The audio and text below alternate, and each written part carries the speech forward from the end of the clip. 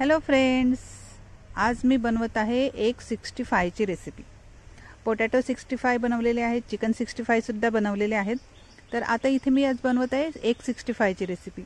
माझा मुलगा आराध्य आहे ना, तो हमेशा सांगतो की तू हमेशा वेज रेसिपीज का बनवते, थोडासा नॉनव्हेज सुद्धा बनवत जा। कधीपासून मी नॉनव्हेज रेसिपी बनवलीच नाही, म्हणून म्हटलं चला आज बनवूया एक 65 ची रेसिपी। नाहीतरी त्यांना रोज इव्हिनिंग बुक मध्ये रोज अलग अलग काहीतरी बनवून द्यायचंच असते। म्हटलं आज एक 65 ची रेसिपीज बनवूया। फटाफट बनवून तयार होते, काहीच सामान लागत नाही, फक्त लागतात ते बॉईल अंडे आणि मस्त एकदम झकास टेस्ट असतो। तर इथे मी घेतलेले आहेत 5 बॉईल अंडे। आता अंडे बॉईल करण्याची सुद्धा एक ट्रिक असते। तुम्ही छोट्या पातेल्यामध्ये सुद्धा बॉईल करू शकतात, नाही तर कुकरमध्ये सुद्धा 2 शिट्टीमध्ये बॉईल होतात अंडे। आणि आता काय करायचं, बॉईल झाल्यानंतर थंड पाण्यामध्ये 20 ते 25 मिनिटं ठेवून द्यायचे, म्हणजे त्याचं वरचं कवर असतं ना अंड्याचं, ते व्यवस्थित निघते। अंड्याचं कवर काढताना तुटत नाही, म्हणून गरम पाणी काढून 15 ते 20 मिनिटांपर्यंत तरी थंड पाण्यामध्ये अशी अंडी ठेवून द्यायची, बॉईल अंडी, का त्याचं वरचं कवर एकदम छान असं निघून जाते। ठीक आहे। आता इथे मी काय केलेलं आहे, 2 भागमध्ये कट केलेले आहेत आणि आतमधला जो पिवळा भाग असतो ना, तो काढून साईडला ठेवलेला आहे। तो सुद्धा यूज होणार आहे, तो फेकून द्यायचा नाहीये। ठीक आहे। आणि हे बघा, आता वरचा पार्ट आहे ना, तो असा बारीक बारीक कट करून घ्यायचा आहे। सर्व अंडी अशीच बारीक बारीक कट करून घ्यायची छोटे छोटे पीसमध्ये।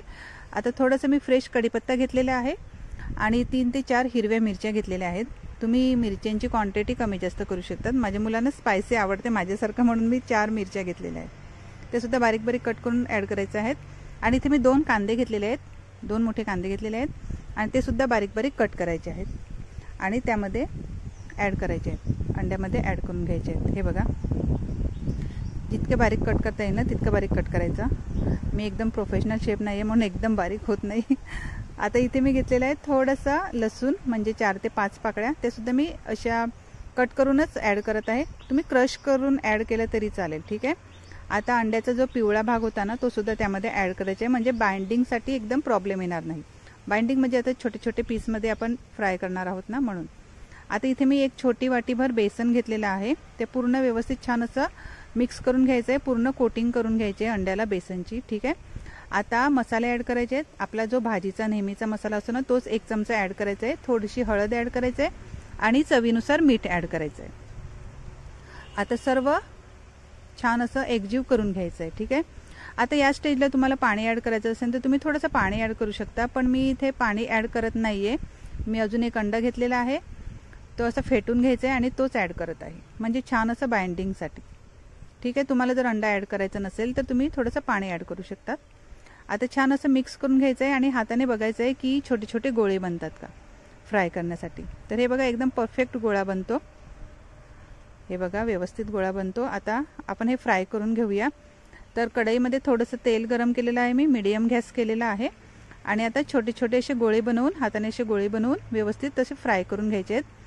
मीडियम गॅस ठेवायचा आहे आणि 3 ते 4 मिनिटांपर्यंत हातच लावायचा नाहीये, नाहीतर मग ते फुटण्याची शक्यता असते। ठीक आहे। 3 ते 4 मिनिटं झाल्यावरच पलटून घ्यायचे आहेत। थोडासा गोल्डन ब्राऊन असा कलर आला ना का मग पलटून घ्यायचे आहे।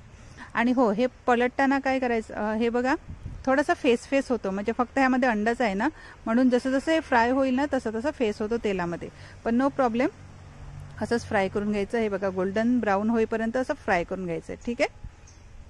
असं घाबरण्याची आवश्यकता नाही आहे की हे फेस का झाला, कारण की त्यामध्ये फक्त अंडा आहे, म्हणून हे फेस होईलच। ठीक आहे।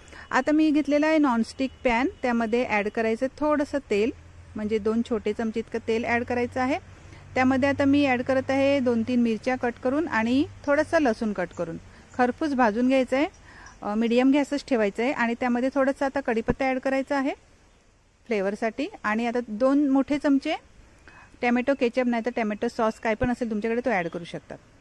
ठीक आहे। आता थोडंसं 30 ते 40 सेकंदापर्यंत फिरवून घ्यायचं आहे आणि हे आपले फ्राय केलेले एक 65 त्यामध्ये ॲड करायचे आहेत। जरा व्यवस्थित तसं मिक्स करायचं, कारण की 2-3 असे फुटले माझ्या हातून। हे बघा, काही नाही, पण ते मी माझ्यासाठी ठेवले आणि चांगले मुलांसाठी ठेवले। तुम्ही नक्की ट्राय करून बघा, एकदम आसान रेसिपी आहे। आणि तुम्हाला जर माझा व्हिडिओ आवडला असेल तर माझ्या चॅनलला एक लाईक करा आणि सबस्क्राईब करा। तोपर्यंत खा पिया मस्त राहा। Okay friends, thank you, take care, bye bye.